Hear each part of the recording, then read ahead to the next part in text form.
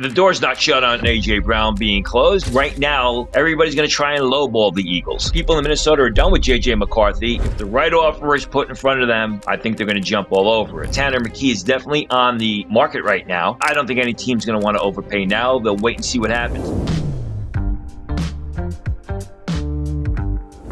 Welcome to the latest edition of the ES DraftCast with Tony Pauline. We are officially under 1 month to go to the NFL draft, Tony. Yeah, that's kind of scary to tell you the truth. Because we're out of time here to get everything done, but it's wild because I prepare for this anyway all year, and now all of a sudden it's here, and you wonder if you're ready. And still be plenty of news. Today I went about putting about 100 scouting reports into the database, which will be uploaded into the big board within the next week or two. Just waiting for the second half of the SEC reports. So that's something to look forward to. But yeah, I guess the countdown's really legit right now. It's like getting married every year, right? When you get into that last couple of weeks, you're like, oh boy, this is real. We are getting there, and Pittsburgh is less than 1 month away. So, big story to start the show this week. Some news coming out on the AJ Brown front. Some talk around the Rams and Peter Schrager putting some stuff out there about the Rams and the Rams kicking the tire on a possible trade, and put some interesting analogies out there in terms of the the Eagles still looking at Brown as a Saks Fifth Avenue sort of guy, whereas the Rams, the rest of the league, as I kind of found out after, rest of the league is looking at this more as a TJ Maxx Marshall sort of deal, because you can't put the genie back in the box in terms of all the drama around Brown. Yes and no. Now, I didn't read what Pete Schrager wrote. I do know this. You know, the Eagles are not going to close the door on trading A.J. Brown. If the right offer is put in front of them, I think they're going to jump all over it. That right offer may not come until draft day. I mean, A.J. Brown himself was not traded from the Titans to the Eagles on draft day. And Harry Roseman will hold out and try and get as much as he can. And he's probably going to get more on draft day than he would right now as we close out the month of March. As far as the Rams are concerned, I'm sure Howie would be open to, trading it for that first pick that they have. What is it, the 13th pick of the draft? Yeah. Maybe something else. I don't know if the Rams are going to do that. I think any team that needs a receiver that's going to put them over the top, whether it be the Rams, maybe the Buffalo Bills.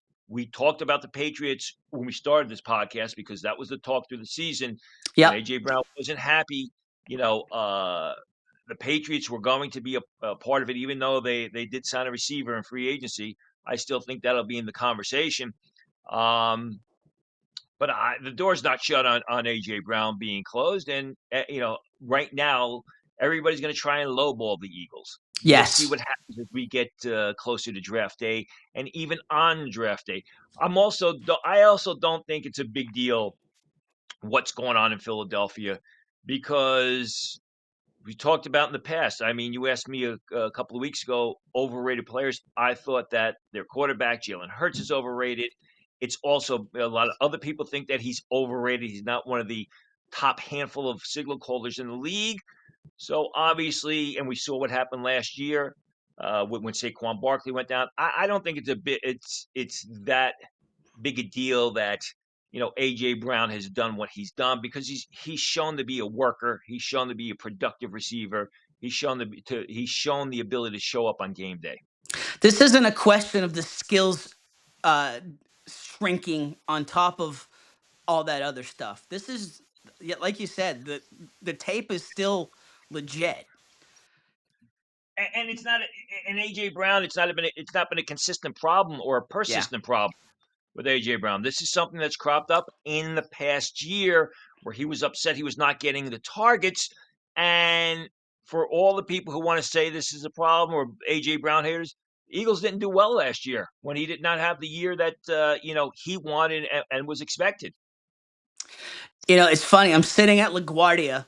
We went up to Tony and I. We met in New York, and we'll bring on the third member of our recording crew, Luke Hubard, a little later to talk about LSU Pro Day. But you know, I'm sitting at LaGuardia after our meetings there in New York, and I'm seeing the Schrager Hour on one of the TVs, and just as I start to pay attention to it, I get a text from my Patriots source, and it's basically said a lot of the same things that Schrager was saying, was the whole and brought up the whole TJ, because that's a New England thing. TJ Maxx, Marshalls brought up the whole TJ Maxx sort of idea of, in terms of where teams pursuing him are at, and that's where the Patriots at. The Patriots are also in a place that a lot of teams are probably at, looking to call the Eagles bluff here in terms of what they'll accept. Do they really want to make a deal before draft day, or does it make more cap sense for everybody to do this after June 1st? Well, the trade, yeah, but the trade would be commenced on draft day. There's no reason to overpay now. Wait and see what happens on draft day. Wait to see what filters out. Obviously, there's no AJ Brown type of receiver in the draft, although AJ Brown was a second round pick. But I don't think any team's going to want to overpay now. They'll wait and see what happens. And of course, Howie Roseman is not going to want to accept less right now. When does Howie Roseman ever accept less, right? He is not an accept. I mean, that's what he's done all throughout the years. He has put teams over a barrel as much as he can. Another storyline for the Eagles. What does trading for Andy Dalton mean for the Eagles?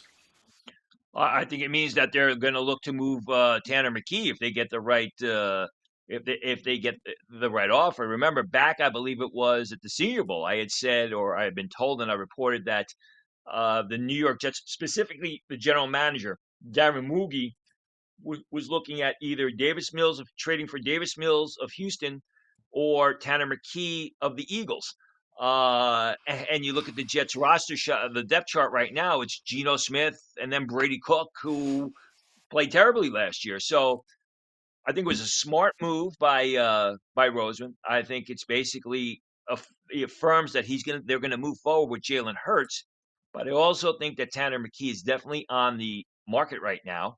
And again, with like AJ Brown, it may not happen until right before the draft, maybe even on draft day, when Harry Roseman feels he can get the most for Tanner McKee, who hasn't played a lot of football in the NFL, but people love his tools, they love his upside, and Roseman believes he can get the right deal to move him. Yeah, it's Dalton Dalton's not going to be fighting Hurts for QB1, but I mean a veteran, a proven commodity who can step in on a moment's notice. uh it definitely puts some pressure on Hurts, in terms, especially like you said, if they do get to a point where they find a deal for McKee, and Dalton steps into a QB2 situation. Um Uh, and the thing is, they only have three quarterbacks on the depth chart right now. So if they right. trade McKee, I'm sure that Roseman would go about selecting one in the draft, Yep. which he's done very well in past years. So I would agree with you though. I mean, Dalton has always been a very good number two quarterback. Do you see a scenario where the Eagles get thirsty on quarterback, and are almost looking to send a message to Hurts, and maybe draft a quarterback sooner than some might expect here? Well, I mean, other than taking Ty Simpson around one, I don't know what they're going to do because it Yeah, falls off a cliff after the first two guys. A lot of people think it falls off a cliff after Fernando Mendoza. yeah. I mean, they had Carson Wentz, and then they drafted Jalen Hurts late in round two, and everybody said, "Whoa, watch!" And that turned out to be correct because Jalen Hurts selected to replace Carson Wentz. The problem is I don't know. I wouldn't say no, but I don't know which quarterback he would Who is go that? top Yeah, tier off the right. board. Absolutely. Who could that possibly? It's funny too. It's like you know the the affair woman all of a sudden becomes the married woman or the married mate, and now we're looking at a similar situation, in terms of Wentz to Hurts, and then Hurts now looking over his shoulder in terms of something potentially happening like that. And then speaking of Carson Wentz, uh, we've got uh, we've got Wentz going back to uh, the Vikings. Does that put additional pressure on JJ McCarthy, or is this kind of like, all right, this is just kind of an expected re-signing? Well, I don't know if it's an expected resigning, but it fills out their quarterback room. I don't think it puts additional pressure. The Carson Wentz signing doesn't put pressure on JJ McCarthy, but I spoke with a source earlier today about the situation, and he said he felt that the team is saying it's going to be a fair competition between JJ McCarthy and Kyler Murray, but he doesn't think that's the case. He thinks basically right now the job is Murray's to lose, which is rather interesting. Also told me that he feels that Murray is not as good a fit for the Kevin O'Connell system as JJ McCarthy. And now it's interesting because if you remember back at the combine, I reported that a lot of people in Minnesota are done with JJ McCarthy Yep. and they want to move on. And really, the best way to move on is to bring Kyler Murray in as they did, and then basically give him the leg up on the starting job. It's not written in stone yet. I think the Carson Wentz thing is they just wanted to have another quarterback in there, but it's going to be interesting because a lot of people believe that even though the Vikings say it's going to be a fair competition, they're going to favor Kyler Murray, and there are a lot of people that hope that Kyler Murray ends up as a starting quarterback week one for the Vikings. Well, it's a matter, right? It's a matter of like how many chances are you going to get here? And I know the injury set him back, but I mean, you know that was there for the taking for him to become the star last year, and it just didn't happen. I mean, I was never. First of all, they fired the general manager. They fired him late, who made the choice. I Yep. was never a big JJ McCarthy guy, and if you go Yeah. back and read what I wrote about JJ McCarthy, I thought he was a tremendous college quarterback. He had a lot of moxie. He just didn't have the physical skills to play on Sunday. I was very concerned about his arm strength. I thought a lot of the passes he made on Saturday were not going to go over well on Sunday. And I think that in a day and age where young quarterbacks are easily disposable, as we've seen the past 5 to 8 years, uh, JJ McCarthy could be the next one if he doesn't really produce quickly, or the Vikings find themselves 0-3 or 0-4 where he is the starting quarterback.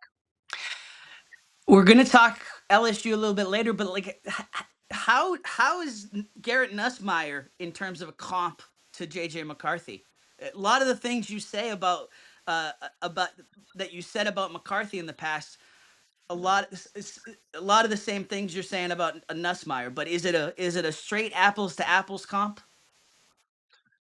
No, I think McCarthy read the field a lot better. McCarthy wasn't forcing the ball into covered targets the way Garrett Nussmeier did. Physically, they're probably about equal. I think JJ McCarthy's probably slightly a little bit bigger, um, which is why he was taken so early in the draft. Where Nussmeier, in my opinion, who I have my concerns about, also, I don't think was ever truly considered as a top 32 pick. Never mind a top 45 pick. Now, So the thing about it is and I think what people missed is, you know, McCarthy had a tremendous offensive line at Michigan. That offensive line at Michigan went 8 deep, and most of those guys are playing in the NFL now. For Never sure. mind a perfect running game and a tremendous coach in Jim Harbaugh, which I think people didn't read enough into that as they should have.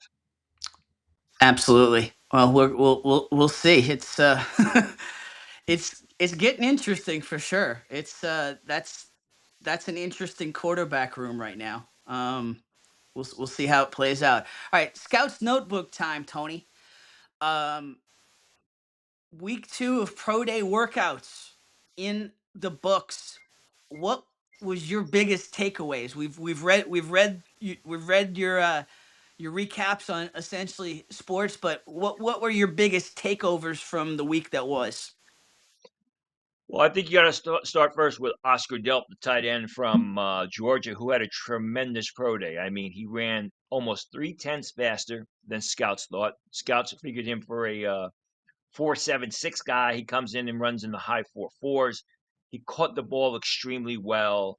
He looked incredibly athletic. He ran good routes, showed a lot of explosion as a tight end during blocking drills. Now people say, "Well, that's great, but he didn't show it on the field," which is largely a correct criticism.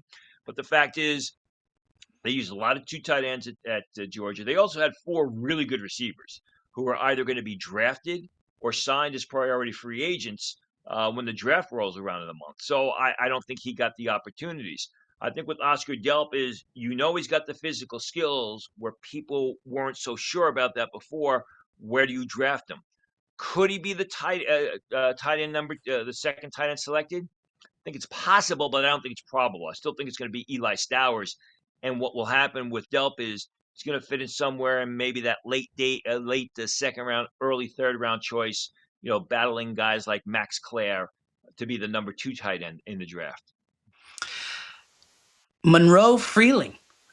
Yeah. What's your thoughts there? Is the hype real?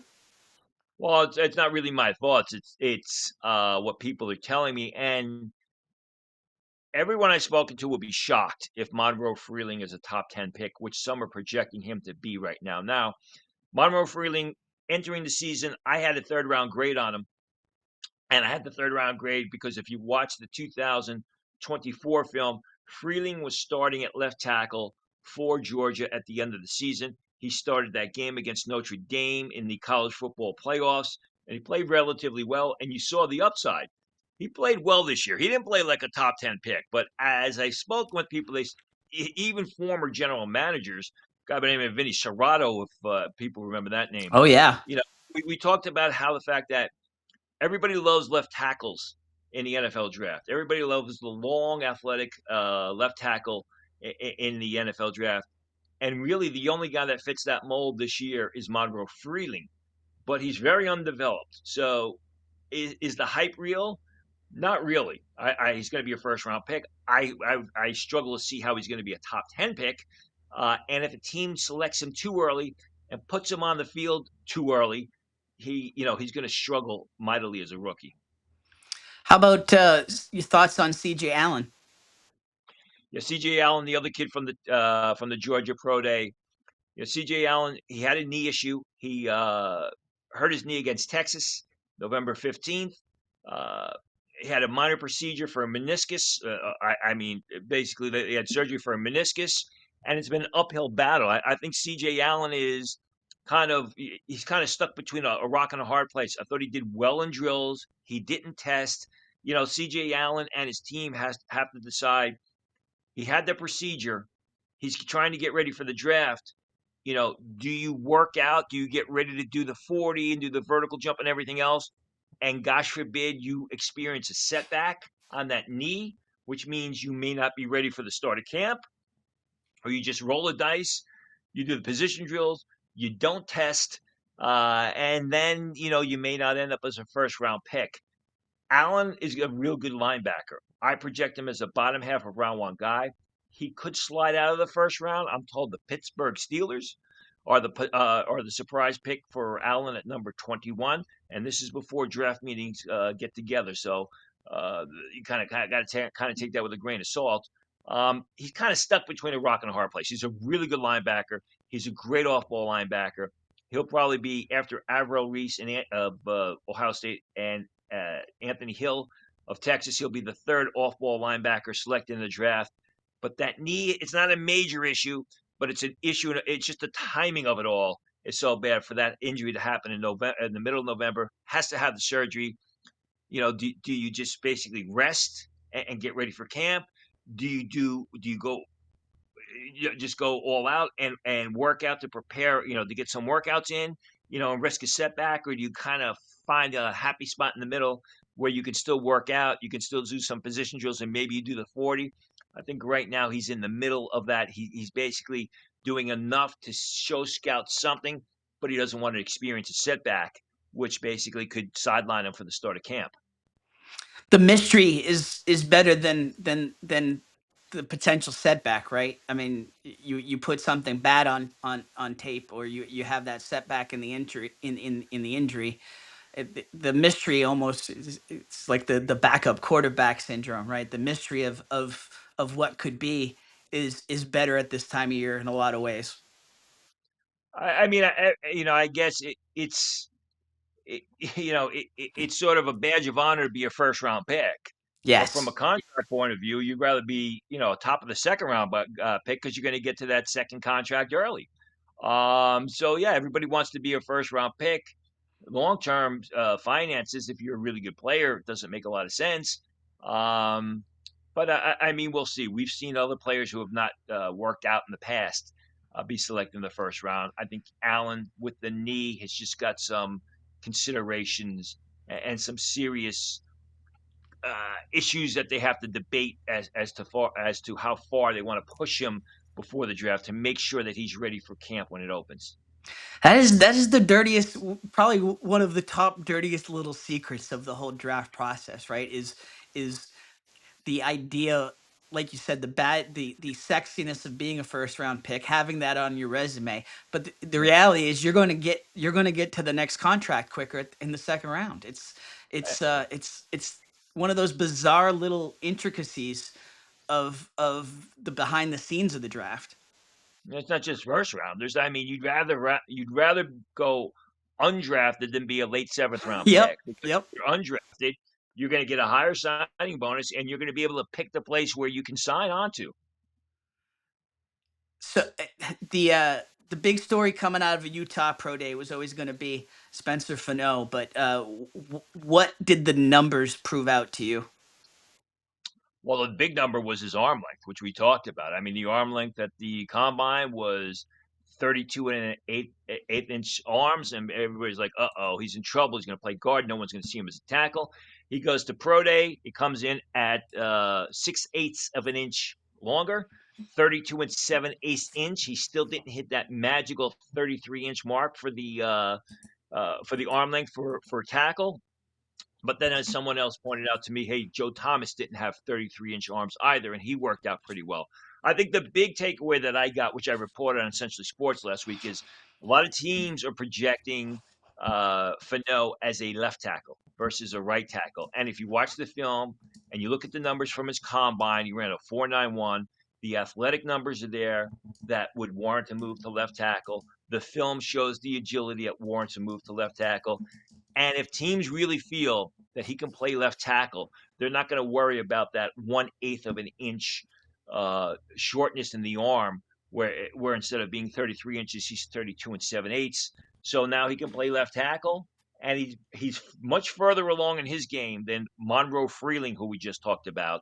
Which means, in my opinion, you're going to be able to put him on the field earlier as a rookie, and he's going to have less bumps in the road. So I think that for a lot of teams that like Monroe Freeling, I mentioned the Cleveland Browns who need a left tackle. I mentioned the Carolina Panthers. They probably breathed a sigh of relief when they said that, when I saw 32 and 7/8 inch arms, much bigger, much longer than what they were at the combine. If Freeling's being looked at there, then Fano's got to be sneaking up the board now, right? Now too, Well, I would imagine. I don't think Fano It was was ever never sneaking up the sneaking board. per se. Yeah. I think he was always there. In fact, Fano for the longest time, Essentially Sports was my number one rated tackle Yep. But when you got the combine shows 32 and an eighth inch of an arm, you got to it's going to give everybody a reason to pause. How about big stories out of the Oregon Pro Day? Yeah, Emmanuel Pregnon. I mean, everybody loves Vega Ione, the guard from Penn State, but people I've talked to who like Pregnon, who had a great workout, who's an absolute masher. A lot of people don't see a huge spread between the two. There are some people who feel that Pregnon could be a late first round pick, but for a guard to go late first round, especially with the cornerbacks there, maybe some of the receivers, it's very unlikely. The difference between Vega Ione and Pregnon is Pregnon's more versatile. You can use him more, or he's got more of an opportunity to be used in a zone blocking system compared to Ione, who's a much better run blocker, who's much stronger at the point of attack. He's more of a power blocker. But Pregnon can be used in a power gap scheme. He can also be used in a zone scheme. He's a little bit older, which isn't a bad thing for an offensive lineman. He's got a nasty attitude, and a lot of teams came out of the Oregon Pro Day really higher on Pregnon, who they were already high on before the pro day took place. And then last one in my neighborhood here, South Carolina Pro Day. Yeah, Brandon Cease, the cornerback, who I think has had a very disappointing lead up to the draft. At the combine, he was everybody thought Cease he's a big, physical, athletic cornerback who is more athlete than corner right now, but he's got a great upside. He goes to the combine. I'm looking up right now. He was under 6 foot tall. He was just over 5'11" and a half. 189 pounds, so he wasn't that 6'1", 6'2" people thought he was going to be. Then he goes to pro day, he runs in the mid 4.4s. I believe it was like a 4.43 to a 4.46. He's not the 4.340 guy that people thought. And watching the film, he needs work on his game. When some of the guys from we'll talk to Luke about the LSU guys. Somebody like Chris Hilton was expected to run really fast at the combine. He didn't run in the 4.3s. Cisse was supposed to run in the 4.3s. He doesn't. He's under 6 foot tall, under 190 pounds. I think it's all going to end up as him getting pushed down draft boards, probably in the mid to second part of the second round, where not that long ago people thought he could end up in the late part of round one. And then finally, injury. You got some injury updates coming out of the pro days? Yeah, Xavier Harris, the big 6'6", 330-pound athletic defensive lineman from Mississippi. He's been up and down. I actually spoke with him the day of Mississippi Pro Day, and he told me what happened was when he was at the combine, when they did the medical exams, a red flag came up after they did a foot inspection. He wasn't sure what it was, but it sounded like a plantar fascia. If everybody knows if there are any runners out there like yourself, plantar fasciitis, it's the arch under your foot. It seemed like it was something to do with that, which is why he was not allowed to work out at the combine. And then what happened was his team decided, let's have the surgery now, because if we have the surgery now, you'll be ready for the opening of football of camp in the summer. Go back to what we just talked about with CJ Allen. So Xavier Harris isn't going to do any testing or any working out before the draft because of the surgery, because they want to get him ready for camp. So he's probably going to fall out of day two. Most likely going to be a fourth round, early day three selection, but they want him fully healthy and fully ready after this foot surgery for camp, and the foot surgery took place after the Senior Bowl, so it was almost 2 months, if I do my math correct, almost 2 months after the C.J. Allen surgery. So that was C.J. Harris. Isaiah World is an interesting situation. Isaiah World, the left tackle from Oregon, who was highly rated, showed a lot of development in his game last year after transferring from Nevada. The story was he was injured in the game he injured his knee in the game against Indiana, which resulted in him having surgery, and he's going to miss the beginning of part of the season. What I found out after talking to people was he was injured through the latter half of the season, and people told me that they thought that the injury that occurred against Indiana actually happened or started in the prior game against Texas Tech, and he shouldn't have even been on the field against Indiana. So with Isaiah World, it was basically a couple of injuries through the year, ankle and knee injuries. The knee injury, I guess the finale of it was the Indiana game. He had surgery. I'm told the earliest he's going to be back is November because it was such a late surgery on the knee. But again, people thought that he probably shouldn't have even been on the field in the latter half of the season. I talked to people who said he wanted to be on the field. It wasn't a situation where he was forced on the field at Oregon. Good for him. Give him credit for that. But I think it's going to cost him come draft weekend. All right. Anything else? Anything else out of pro days that hit you that we didn't hit on? No, I guess I hope people are reading the reports because I can't remember them all. I guess the other news that I found out was Jalen Catalan told scouts during the Missouri Pro Day that he's going to retire from football. Jalen Catalan was tremendous as a redshirt freshman at Arkansas in 2021. Then he had a bunch of injuries. Then he transferred to Texas and was injured. He had a good year at UNLV in 2024. Had a great year last year at Missouri, but I guess the injuries have taken its toll. He's retiring from football. It's kind of funny when I posted that on Twitter. Some guy replied. He said, "I've had Jalen Catalan in my mock drafts the past 5 years." I thought it was really funny. the 8-year guy, right? Exactly. Special interview on this week's edition of the DraftCast. We bring in one of our own.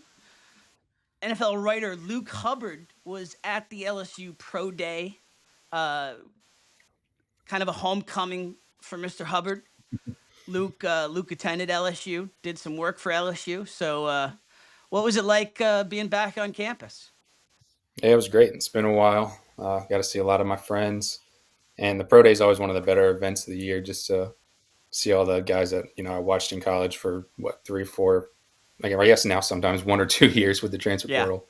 But to see him get a perform in front of everybody, especially now that everybody's skipping out on the combine. Did they have you segmented off to the side, or were you able to flow and move around the facility? No, I was on a catwalk for most of it, and then we were like the 30-yard line, like pretty far away from most things. But we got to see some good the position drills were like right in front of us, so that was nice. What stood out for you today? I think the biggest one, the concerns about Mansour Lane's speed. He ran what they say is a 4.35, I think, but I didn't hear anybody that had him over a 4.4. So, I mean, even if it was a 4.41, 4.45, I think that's pretty good for what people were expecting from him.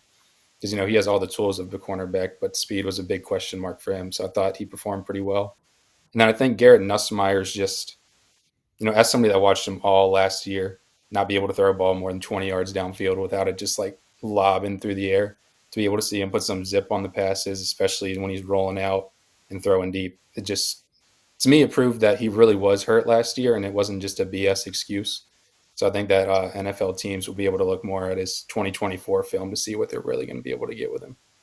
Yeah, he threw the ball well at the combine. I don't know, whether he's going to be able to do that in full pads with 11 guys on the other side of the line, but he threw the ball better than he was expected. Now, besides Mansour Delane, did anybody else test better than expected? Testing wise, here, let's see. I have the sheet. I know West Weeks was actually pretty good. He ran a 4.45, had a 32-inch vertical, so he didn't like jump extremely well. But that 4.45, I think, was a lot better than most people were expecting. Or sorry, 4.5. He was kind of self-deprecating afterwards on that front, right? Yeah, he was like, yeah. They asked him about if he was happy with his time, and he said, yeah, they see a white boy at linebacker and they don't expect him to run too fast, but. Speaking about linebackers, what did Harold Perkins? What did you get any of his testing numbers? Yeah, so they're saying I heard 4.38. LSU said 4.4. I heard somebody say 4.43. Yeah. So, I mean, that's faster than anybody ran at the combine, even if it's a 4.43. He also had let's see, a 10-foot 4-inch broad and a 35-inch vertical, which Good for him. nothing Do you special, but know, do you know what his height and weight was, or basically we just assume what it was with the at the combine? 6 foot, 220. Yeah, 6 foot and 5/8, and then 220. Okay, fine. So he's an eighth inch. Yeah, and just so people know, I mean, there are no official pro day 40 times. I mean, Yeah. obviously the broad jumping is going to be the same, but what teams have, well, team sends a scout, a pro personnel guy, offensive line coach, whatever he has on his stopwatch is going to be reported back to the team. The APT sheet is the one that's circulated around the league, but the APT sheet is nothing more than a scout there with a watch in his hand. And I'm sure, as Luke, as you saw, they all get in the happy circle at the end of the workout, at the end of the testing, and they all shout out names, right? And they all put it down. So there's no real official uh, 40 time or even short shuttle time or three cone times, although there are fewer guys timing the short shuttle and the three cone. But did you get, by any chance, were you happen to be able to get a three cone for Perkins? Not for Perkins, but I got a 3-cone for Chris Hilton, which was a 6.88, which I think would have been the third fastest overall at the combine. It's pretty good. You would expect. The problem with Hilton is he's a terrific athlete, but he's had 41 receptions over his college Mm-hmm. career. He just never factored in. How about Xavier Thomas? First of all, I can't imagine Xavier Thomas ran the 40 again, because if he did and he ran faster than this time at the combine for 2.8, they're going to start wondering if it's actually 40 yards at Yeah. LSU. But did you get cone or short shuttles for him? He didn't do anything testing wise, but he did workouts like position drills, and he actually looked really sharp in route running and everything. So I was pretty impressed by him.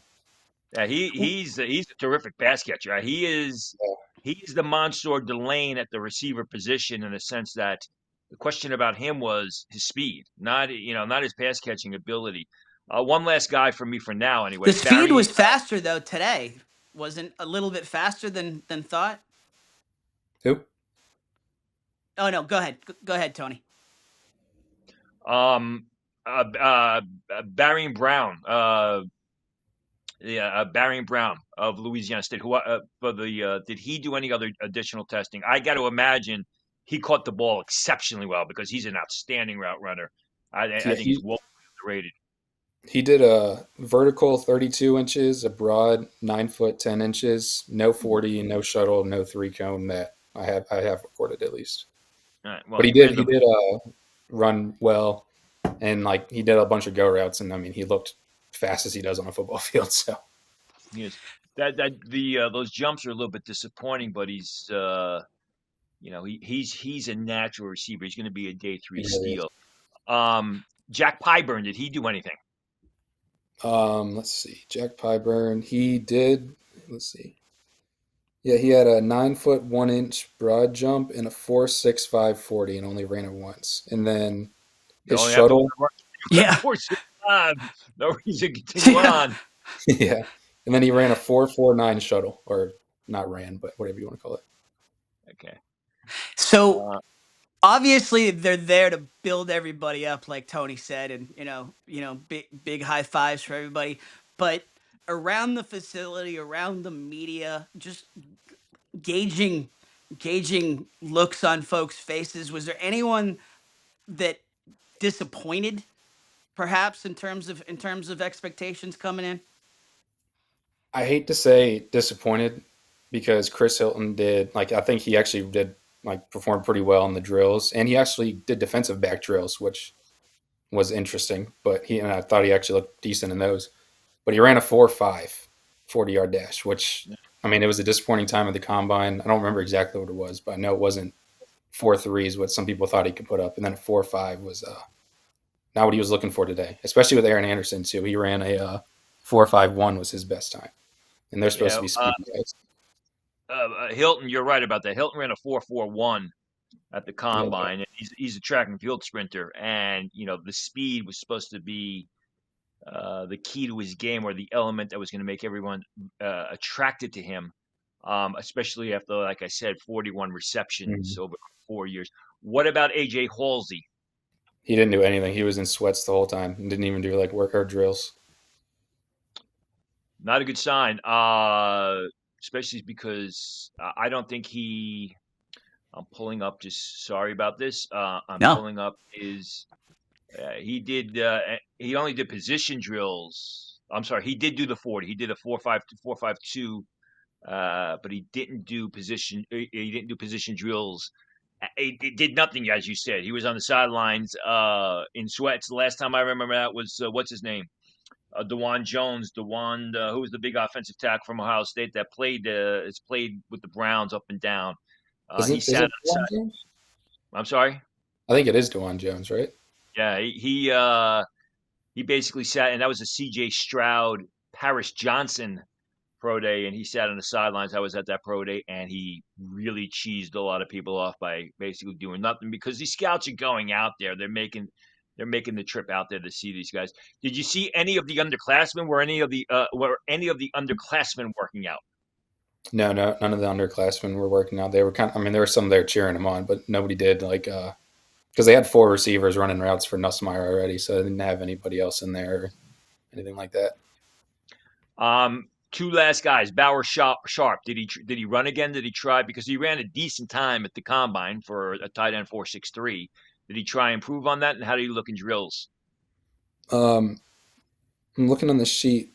It looks like it says 4.55, but it might be scribbled through for his 40 time. But I do know he put up a 7.05 on the 3 cone, which That's is outstanding. pretty impressive. Yeah. And then he had a 4.3 on the shuttle drill. And then running routes, I mean, he looked pretty sharp running routes all season too. But so he looked, I mean, about as I expected on that front. Which is good for him because he plays like more of a 4.7 guy. He's not a real fast guy. And then the hit or miss Patrick Payton. I don't know if he did anything because he's had an ankle issue, but he did nothing at the combine, or he didn't do any testing at the Yeah. combine. Did he do anything Nothing here today? today. No, I didn't see him on the, or he didn't do any of the testing. And then I had to go outside to post everything on Twitter because there was no service inside. So when I stepped out was when they did the D line drills. So I don't know. I didn't see if he was on the field for those or not. That's good, but you shouldn't tell everybody that. Tell him you had to go to the bathroom or something. That's Part of my job description while I was there was to post. So got it. There you go. So, and by the way, you check out Luke's Twitter. He's got some good videos of a lot of the workouts, a lot of the 40s on there from LSU Pro Day.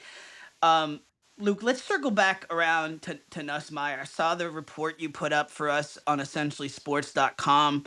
Um, your line at the end. Um, your thoughts were just that. And listen, we'll go to Tony after this. This might just be a sympathetic LSU voice, but um, you kind of felt like seeing the progression from Shrine Bowl to Combine to now. Like you said, the injury concept is adding up. The progress, you're seeing a progression enough to where you feel that a team with a high risk reward tolerance could be getting a steal even on a day two if they chose to go there. yeah, I mean, obviously there's going to be some LSU bias from me, but I mean, 2024, like his tape was. I mean, I know there was the turnovers, and you can say whatever you want about that, but I mean, you can't deny that he made some crazy throws, and he was like a great anticipator. Like his tape in 2024 was great, and then to see it drop off in 2025, you knew something had to be wrong. So for him to go out, put out that performance where he was slinging it, the arm did not look bad at all. His core looked completely healed, and he was talking to him. He was even saying like he had 9 days before the Senior Bowl to get ready, and he had to teach himself out of some bad habits because he had to force himself to like change his throwing mechanics to so he could throw the football without his core, basically. So he's like, yeah, I had to coach myself back to how I used to throw the football because I've been teaching myself how to throw it the wrong way for the past few months while I was dealing with this injury. So just to see him healthy and throwing the ball, and you never want to hear somebody make excuses about an injury, but I think it really was like a huge deal, especially for a quarterback with an abdomen. Like that's a huge part of your throwing motion. I think the problem with well, my question for Nussmeier is he anything other than a backup at the next level? I feel Yeah. no. I mean, 205 pounds, 203 pounds. He's not going to be able to hold up against the rush. He does make some questionable throws sometimes. You Yeah. know, despite the bloodlines, the reads aren't always there. Like I said, I mean, glad to hear he threw the ball well today. As I reported at Essentially Sports during the combine, I thought he threw the ball exceptionally well at the combine. The deep outs, which is the money throw for Mm-hmm. quarterbacks, had a lot of speed on them, and they were relatively accurate. So he deserves credit for that. But still, 6'1" and a half, 203, 205 pounds. I just doubt, and I don't know that he's getting any bigger. But they Fact but they is, never get bigger, they never get faster, they never get stronger between the last game and the draft, Tony, and it always I'm not talking about the draft though. I'm talking about 2-3 years down the road. fair. I don't know Yep. if he's got the frame. I mean, Ty Simpson's the same size, but Ty Simpson's over 210 pounds. You compare Baker Mayfield to say a Kyler Murray. Mayfield's short, but he's stocky. I don't know that Nussmeier's got that frame to add, to get up over 210 pounds and keep that agility. I mean, listen, it's good to hear that he did well today. I would agree that the injury hurt him. I just don't know that he's going to be anything other than a number 2 quarterback that can come off the bench, a Malik Willis type in the sense Yeah. that, and I'm not comparing him to Malik Willis. What I'm saying is he's a number 2 that'll have, come off the bench and maybe play 3 good games, and everybody thinks he's going to be the next big thing, and he'll sign a $30 million contract. Yeah, I was It talking to my is. friend there, and we weren't making the comp physically. We were like, I could see him having like a Fitzpatrick career where he'll get a few starting opportunities for like half a season, but he's going to mostly be a career backup. Yeah. And the I point mean, is just, I don't know that you take a guy like that Yeah, until the late 3rd round or the that's beginning part of day 3. So I don't. That's why I have him rated on the big board at Essentially Sports right now as a 3rd, 4th round type of prospect. yeah, that's fair.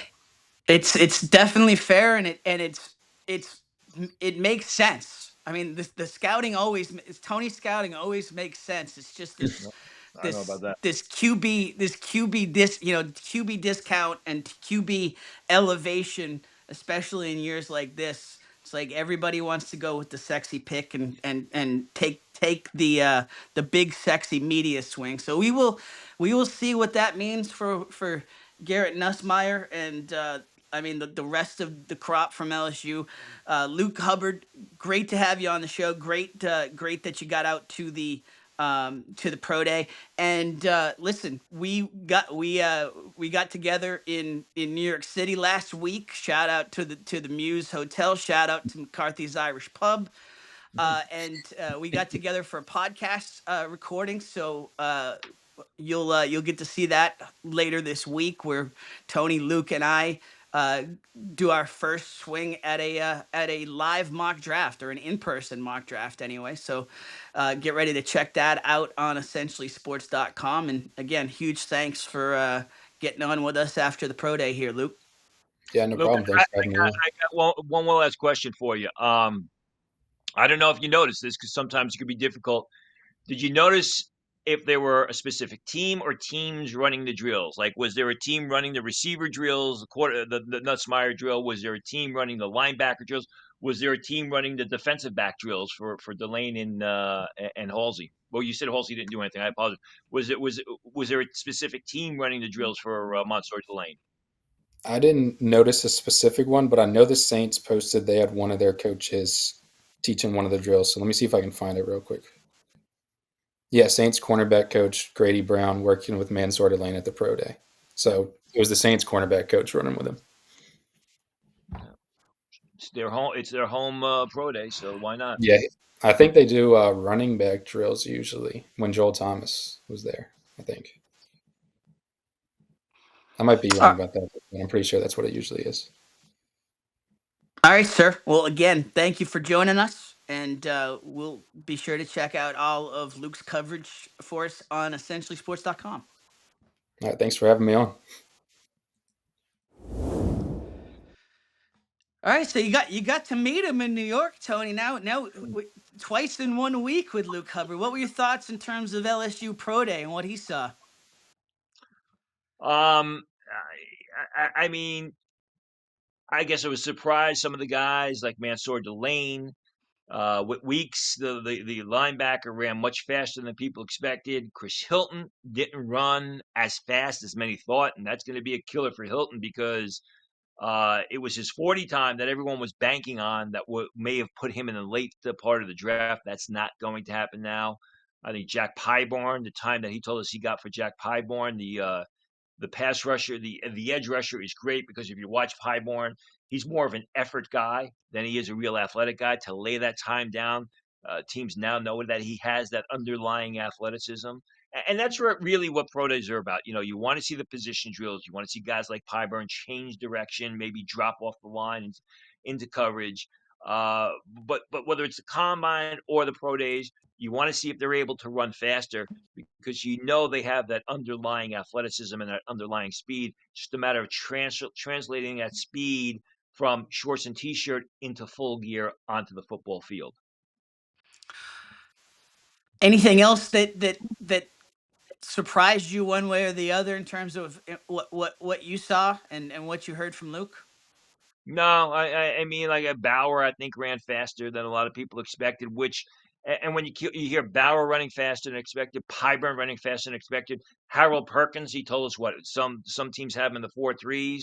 I think that just bodes poorly on Hilton, a track and field guy who everyone was expected to run in the 4.3s, and he ran slower at pro day than he did during the combine.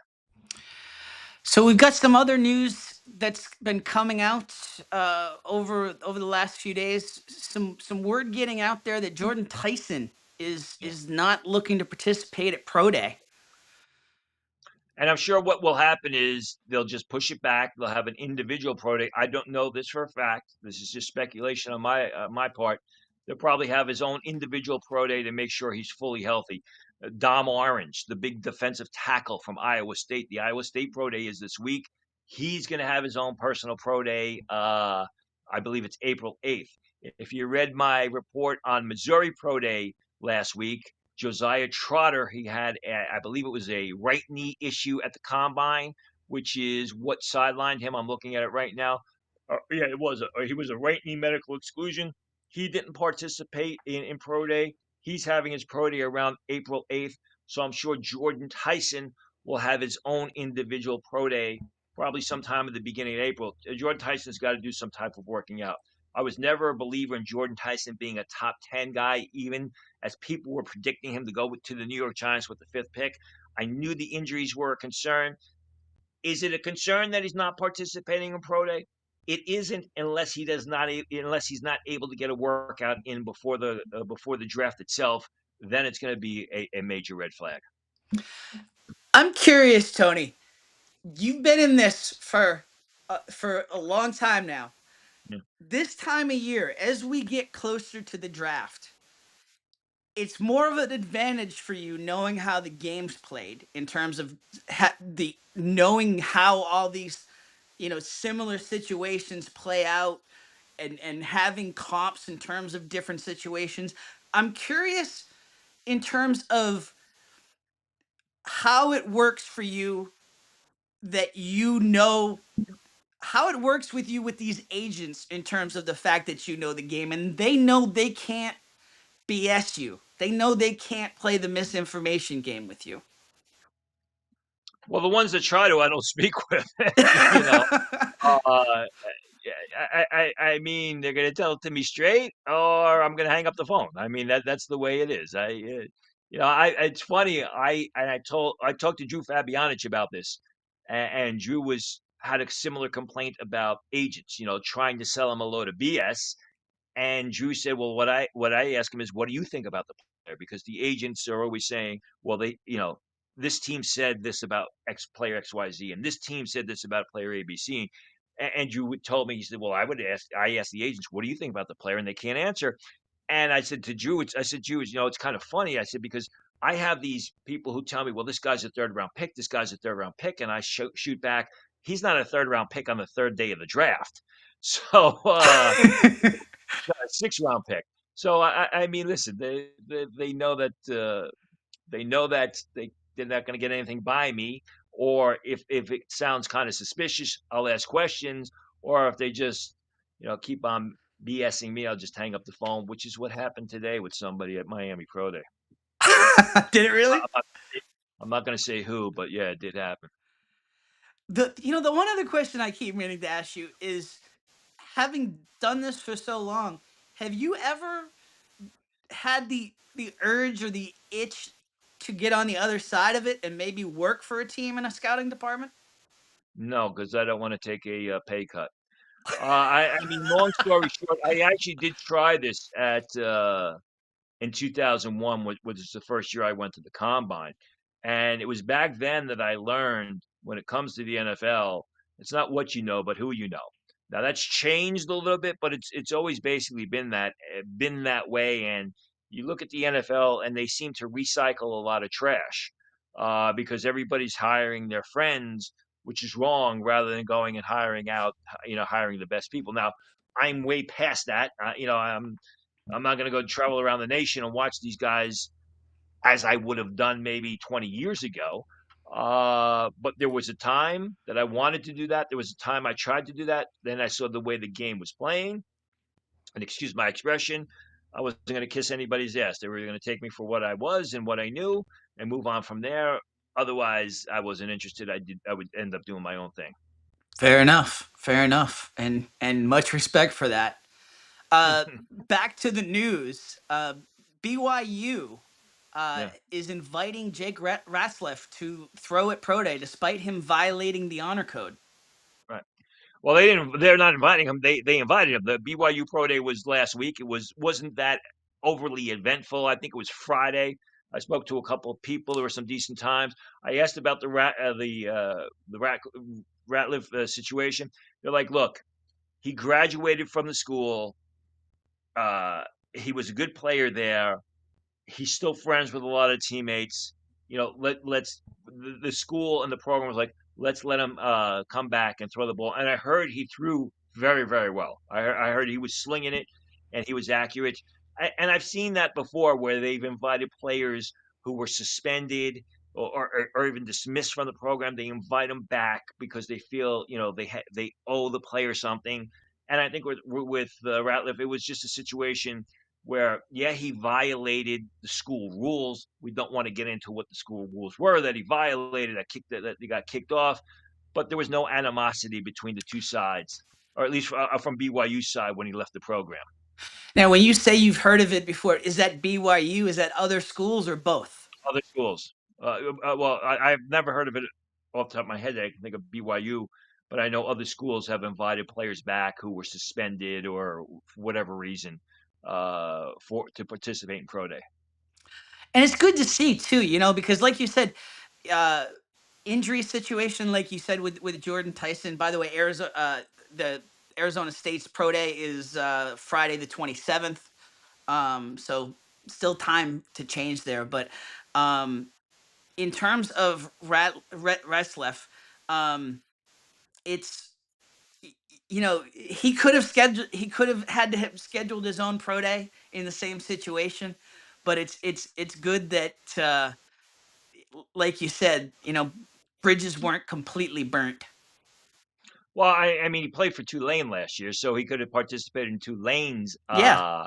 pro day. But he's got a good receiver there. He had a good receiver there, and Chase Roberts.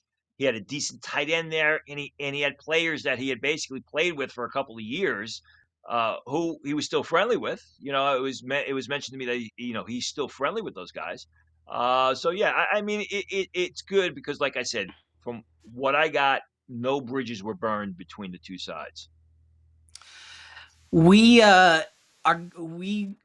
got together in New York and we did a mock draft, which you will see on EssentiallySports.com, on our socials, on our YouTube channel here in a couple days. And even then, we were talking Jeremiah Love and the Titans. That was in the air in the mock draft room. Titans are showing massive interest there. What do you make of that, given that we're all thinking that with Robert Saleh there that defense is priority one. I would. What do I make of it? I don't make anything of it now because final draft meetings take place the beginning of April. They go on for 2 weeks, and then we'll have a better idea how much love there is for No pun Jeremiah intended. uh, Jeremiah Love in Tennessee. You know, if you read the pro day reports, I rarely talk about a team loves this guy. I will say that they're very interested in him. They're doing their homework on him. But what happens is now we're still not early in the process, but teams haven't had their final draft meeting, so we really don't know where they stand on him. You look at the GM there, Bogdanovich, who comes from Brett Veach from the Kansas City system, which wasn't a system where they took running backs very early. The one year they did, they took the Edwards kid from LSU. It never worked out for him. Yep. So the history is not there with Bogdanovich anyway, where he came from to take a running back in the top 10. So we'll see. I'm not putting a whole lot into it at this point in time. I could be wrong. We'll find out probably in the middle of April. So one of the more viral stories to come out this past week was the UTSA kicker Jaffer Murphy ran a 4.5 40-yard dash and a 70-yard field goal in on pro day. I mean, the build, even his build is something that you're just not used to seeing out of kickers. Yeah, I was going to go that route. I mean, he looked like Mr. Universe, Yeah. and I'm sure he did that purposely. I mean, Murphy was not on the scouting radar before the season. Obviously, now teams are going to go back and look at the film again. I mean, I'm looking at his transfer skills: Lake Erie College, Florida Gulf Coast, Drake, and he ends up at UTSA. So what's going to happen with him is I'm sure there are going to be a lot of teams that go in there and special teams coaches that go in there and individually work him out. You always see this in pro day. You always see some guy who steps out from nowhere, a no name, someone people weren't talking about, who just has a knockout pro day and everybody falls in love with him. Now, a kicker hitting on a 70-yarder, even though I'm sure it was in shorts and t-shirt, I'm not familiar with the UTSA pro day. I don't know. I'm going to suspect it was in an indoor facility where there wasn't a lot of wind, as there often is in Texas. But still, what's going to happen now is there'll be special teams coaches that make the trip to San Antonio and work him out individually to see if he's the real deal or he's just a workout warrior. Everybody's looking for the next Brandon Aubrey, right? I mean, everybody's looking for that find, and Aubrey and this latest generation of kickers have raised the bar to where a 60-yarder is almost an expected kick now. Yeah, early 60s, absolutely. I mean, he's not really that big of a guy, but obviously he's incredibly athletic. It's not. I'm trying to pull up his stats at UTSA, and it's not working for me right now. But again, I mean, listen, that's what you want on pro day if you are not a combine guy. You got to show out for scouts and give them something to think about and give them something to go back and look at the film. We shall see it. It's certainly interesting to see these sort of stories pop up.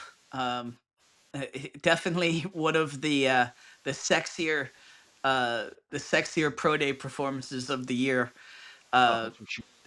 And then the final story, the draft. The draft's an event in the city.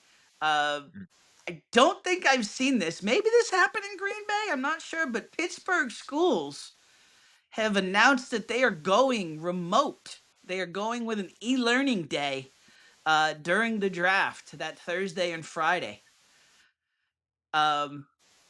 It's becoming it's going to take over that city. There's no doubt about that. It's going to be a logistical nightmare in terms of bus. I think they made a good decision in terms of getting buses to schools on times. Yeah, I mean, uh, a lot of people have always wanted draft weekend to be a holiday. Maybe this is the start of it. I don't know. Pittsburgh's a big football town. So I guess why not? I'm sure the kids are happy. I'm looking at the UTSA stats here.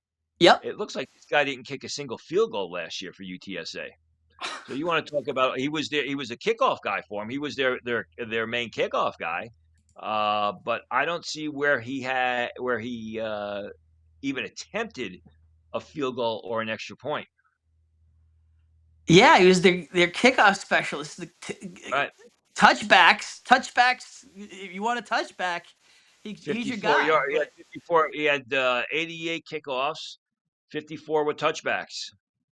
Which that's really not that good of a unless he was told otherwise to take the ball and play purposely, especially in the college field. 54 out of 88, 54 touchbacks out of 88 kicks is really not a good ratio. With three out of bounds. He does have the Brendan Aubrey soccer pedigree. He played at college soccer at Blake and Florida Gulf Coast. So pivoted to football after 2023 when he transferred to Lake Erie College, as you mentioned.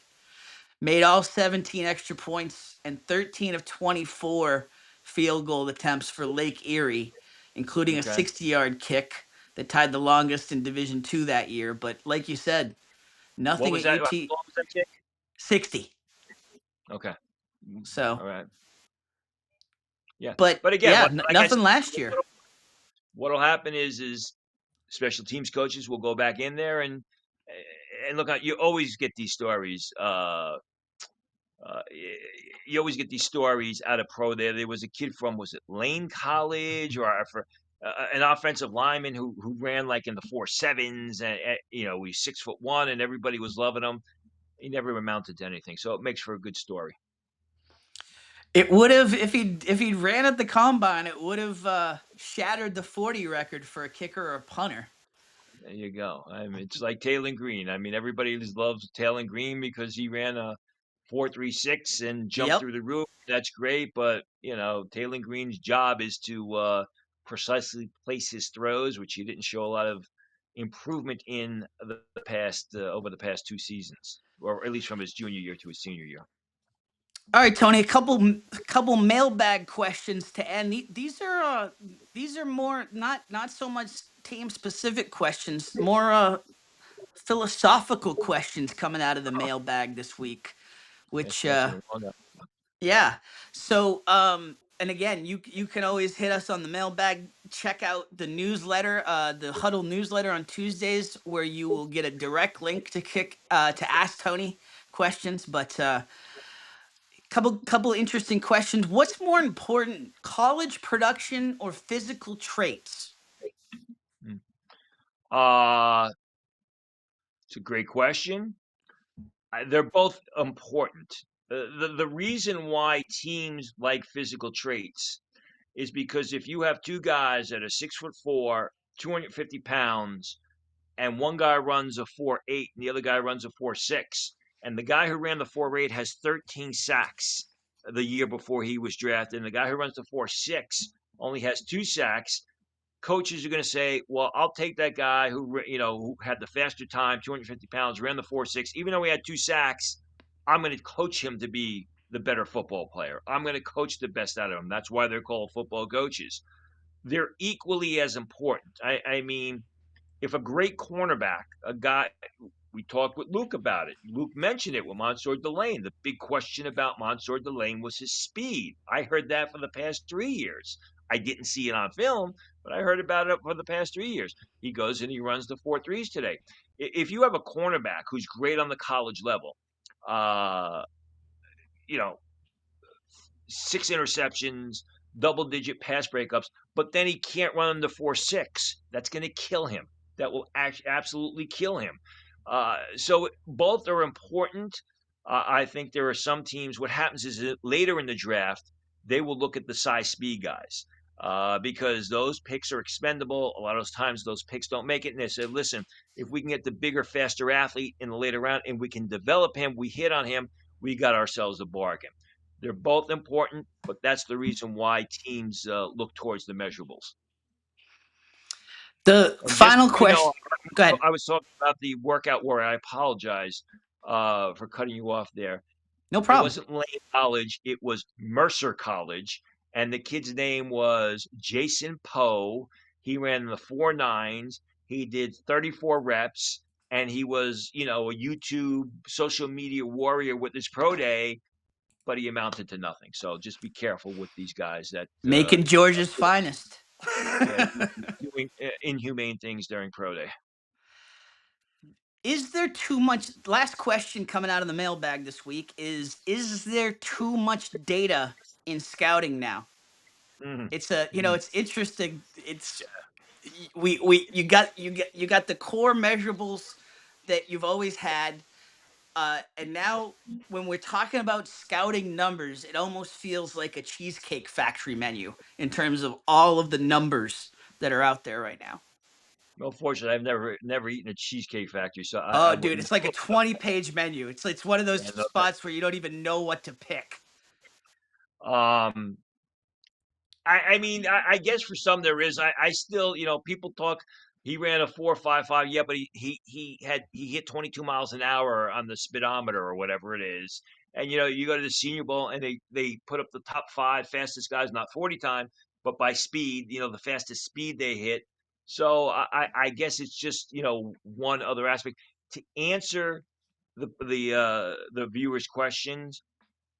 Is there too much? I guess it depends on how much you take in. I mean, I don't take in when I do my reports, my ranks, I don't take in all the metrics. I look at the film, and you got to look at the measurables. You got to look at the height, weight, speed. I don't break down the minutia of, well, he was going 22. His fastest time was clocked at 22.51 miles an hour. Uh, that's all nice and everything, but it can be there can be an overload. I'm sure there are some people who get great use out of all of it, though. It is crazy to me. The more numbers that you have out there, um, the easier it becomes to make a case for a guy any which way. The, Right. there's so many numbers now. You could make a case for and against guys just off of just the minutia of stats that somebody can plug into. That's where I wonder in terms of the scouting departments how much it becomes paralysis by analysis. Paralysis by overanalysis is Yes. the term, and that's what you're getting at. And yeah, I mean, if you got this huge spreadsheet, with everything down to how long the guy's fingernails are, you can go crazy, and it's tough to make a decision. So, I guess it's probably one of the one good thing when I've been in it for so long. I'm just used to doing what I'm doing, and I don't get into all the craziness of this, all this other stuff, all the other data. Although some people may find it useful.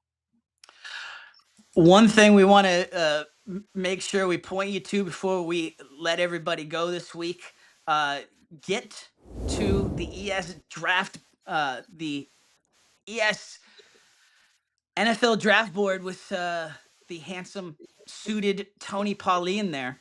The numbers don't lie, friends, and the scouting reports, the numbers are all there for you on the draft board. And as Tony mentioned earlier, he has been crazy busy getting it as up to date as possible as we head down the stretch here.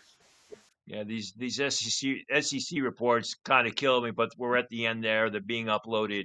There'll be some great adjustments based on a few different things.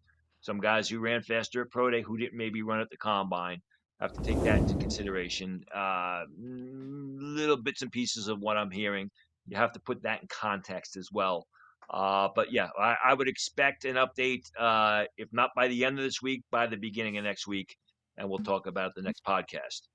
Fantastic. Now, we also mentioned we got a mock draft video coming out here later this week, a couple other videos that we recorded with Luke in New York. And we also want to point you towards, we've begun a Road to the Draft interview series with 4 interviews that are up on our YouTube channel now. Caden McDonald from Ohio State, Daquan Wright, the tight end from Ole Miss, Colin Wright, the corner from Stanford, and Malik Muhammad, who I saw you said on your Twitter that was one of the more interesting, more in depth interviews and answers you've gotten out of a guy in an interview. Well, what I pointed to was when he broke down Casey Concepcion, which was phenomenal. And he started off with his height, his weight, his route running ability, takes the top off the defense, what he does well, what he doesn't do so well. I mean, he was a lot of fun to interview, but he was pretty in depth. You know, you listen to him talk, you think he's kind of a goofy guy, but when you really got into football with Malik Muhammad, whether it be about Casey Concepcion, whether it be the fact that, I asked him about that Ohio State game, and he said, he realized that this was going to be a big-time draft matchup, and this was going to have effect on draft rankings. And this was the first game of the 2025 college football season. He talked about all the receivers that he's practiced against at Texas the past 2 years. I was, I told Malik, and he was honest. He said he knew that scouts going into the process didn't think he was fast, and he wanted to shut him up, and he certainly did. He came away as a very not just likable guy, but knowledgeable guy. Absolutely impressed on the field, but definitely impressed both of us in that interview. It's funny, Caden McDonald has openly said he wants to go into the media afterwards, right? And he was amazing on an interview, had a clearer camera than the both of us. I had tech envy looking at his camera. But I mean, Malik Muhammad might have a career in the media afterwards, just if you just listen to that breakdown he did with us. Yeah, it was terrific. He was a fun guy to speak with. Check out those interviews again, our Path to the Draft interview series on our YouTube channel, and we will actually we're putting together a special podcast, putting them all together on our wherever you get your favorite podcast. That should be up mid to later this week, so check that out as well. Tony, another great episode. Hugely appreciate you as always. Like you said, crazy that we're under a month away. It sure is. It's only going to get busier, and all the rumors and news are going to fly even greater. And with that, I got to get off and figure out get some more notes on Monday's Pro Day. Sounds good, Tony. Looking forward to riding the roller coaster with you over the next month. Have a great week, everybody.